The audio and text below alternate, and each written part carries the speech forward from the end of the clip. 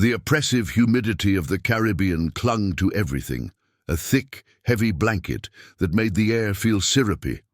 Captain Kyle, a man forged by the unforgiving sea and the brutal realities of piracy, found himself in a desolate port town on a small island.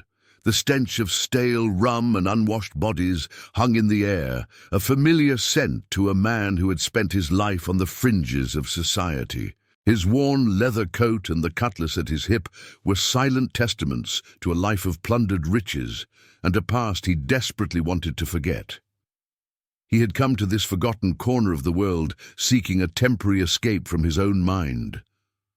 The past weeks had been a blur of successful raids and a fortune amassed, yet a gnawing emptiness persisted within him. As he entered a dimly lit tavern, the hubbub of the patrons fell silent, their eyes following him with a mixture of fear and grudging respect.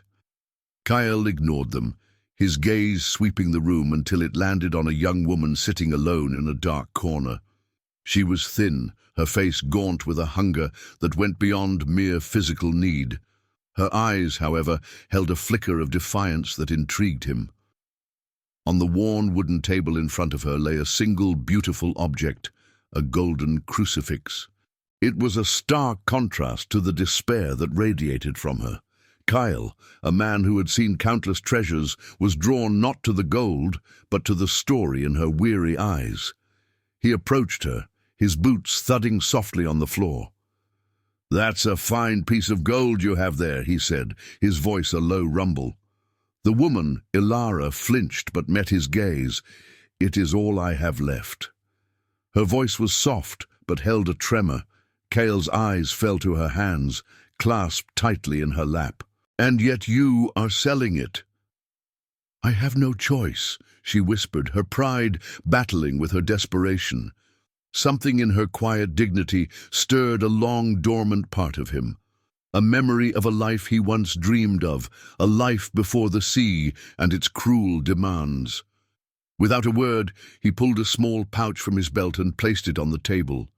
It was heavy with gold coins, more than 100 times the worth of her cross. "For that," he said, nodding towards the crucifix. Ilara's eyes widened. That's too much. It's not worth it." "It is to me," Kyle said, his gaze unwavering. "Take it and buy yourself a meal." As she reached for the pouch, her hand trembled. It was then that a small, thin figure emerged from behind her chair.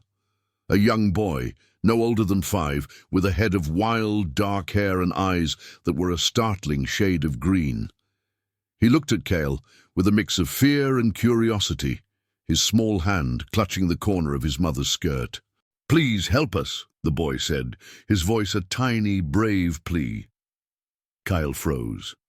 The words were a simple request, yet they hit him like a cannonball. He looked at the boy's face, a face that was a mirror of his own when he was a child. The same sharp jawline, the same defiant glint in the green eyes. A chilling realization washed over him, a truth he had spent years running from. This boy, this desperate, hungry child, was his son. A son he never knew existed, a living testament to a life he had been forced to abandon long ago.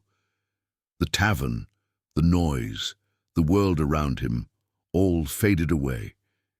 He was a pirate no more, but a man confronted with the ghost of his past, a past that now had a face and a voice. The gold in his hand felt like ash, and the cross on the table was no longer a simple object, but a relic of a life he had left behind.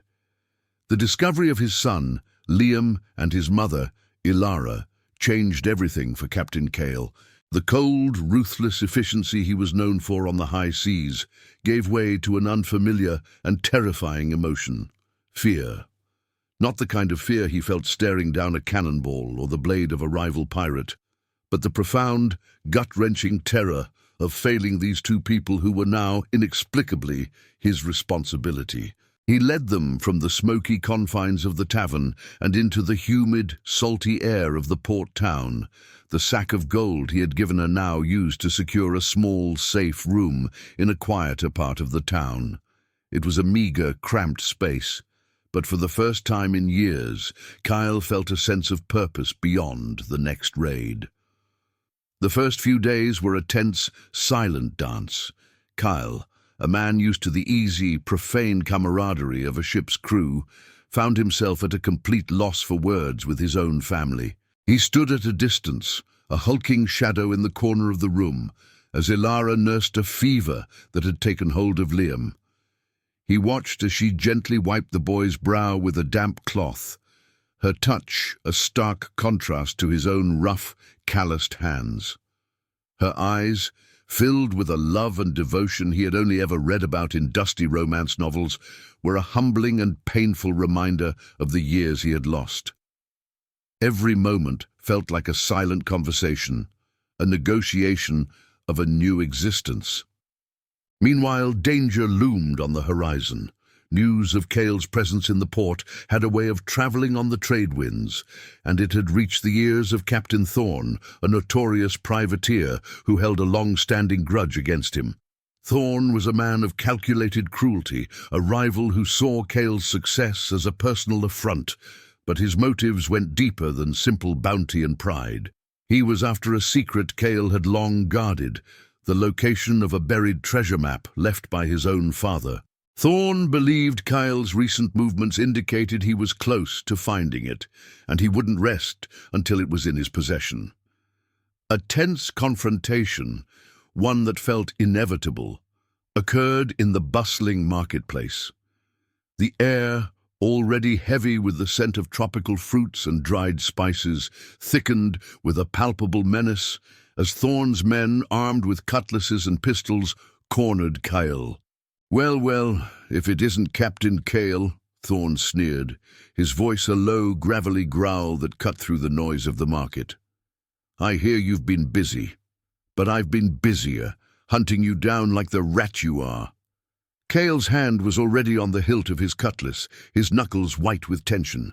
His gaze was a cold, hard stare, devoid of the fear that now gnawed at him.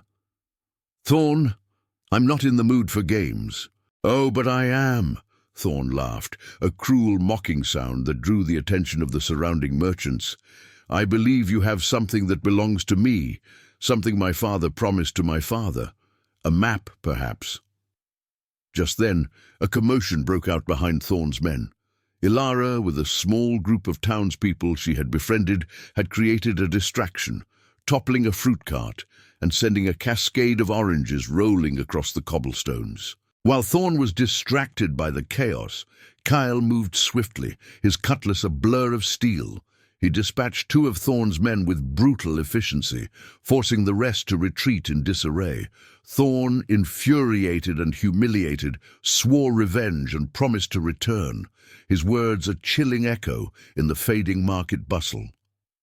Back in their small room, the adrenaline slowly subsided. Ilara looked at him with a mix of fear and immense relief. "Who was he?" she asked, her voice trembling slightly. "An old acquaintance," Kyle said, his voice clipped and distant. He didn't want to involve her in his world of violence and death, but it was too late. She and Liam were already a part of it, entangled in the dark web he had spun over a lifetime. He sat heavily on the edge of the bed, the weight of his new reality settling heavily on his shoulders. He was a father now, a protector, and the rules of his life had changed completely. He had to protect them, to give them a future free from the constant shadow of his past. But to do that, he had to face that past head-on. The only way to escape Thorne's relentless pursuit was to find the treasure himself, to secure enough wealth to disappear from the pirate's world forever and build a life that was finally his own. The threat of Thorne, a dark cloud that grew larger with each passing day, now cast a long shadow over the port. Kyle knew he couldn't stay. To do so would be to invite a violent, tragic end for the family he had just found. He had to act, and he had to act fast. With his mind set, he revealed his plan to Ilara. They would set sail on a small, fast sloop he had discreetly acquired, using his intimate knowledge of the sea and its hidden passages to outwit Thorne and reached the location of the treasure. It was a perilous journey, a desperate gamble, but it was their only chance for a future. The sea, once Cale's cold and indifferent home, now felt different. It was no longer just a vast, unforgiving expanse. It was a path to a new life, a path he was navigating not for himself, but for the son who now clung to his hand on the deck, his eyes wide with wonder at the endless blue.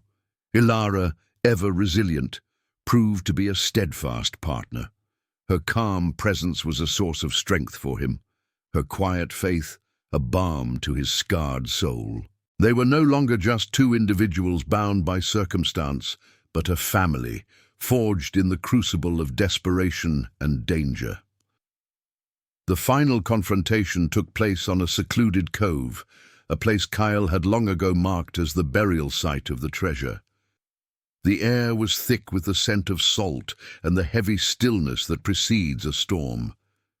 Just as they dropped anchor, Thorn's ship, a spectre of their past, appeared on the horizon. The battle that followed was brief but brutal. Cale's small crew, a band of loyal men who had been with him through thick and thin, fought with the ferocity of men defending their last chance at a peaceful life. They were outmatched in numbers, but not in spirit. Cale and Thorn met on the sandy beach, their swords clashing, the sound echoing across the empty cove. The air was charged with years of animosity and unspoken grievances. "You'll never have it, Cale," Thorn snarled, his eyes burning with a manic fury. "That treasure is mine. It was promised to me." "It's not about the gold, Thorn," Kyle grunted, parrying a savage blow. "It's about leaving this life behind, something you'll never understand. You're a prisoner of your own greed." The fight was a grueling dance of steel and exhaustion. Every parry, every lunge, was a reflection of their clashing ideologies. Thorn, consumed by his desire for riches, and Cale, fighting for a future beyond the pirate's life. In a final, desperate move, Cale disarmed Thorn, his blade held to his rival's throat.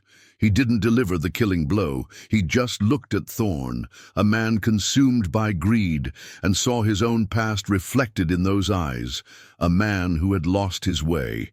He turned away, leaving Thorn defeated but alive, a hollow reminder of the man he once was and the path he had chosen to abandon. As the sun began to set, casting a golden hue over the sea, Kyle and Ilara sat on the sand. Liam, exhausted from the day's events, was asleep between them. Kyle had found the treasure, a small, worn chest filled with jewels and ancient coins.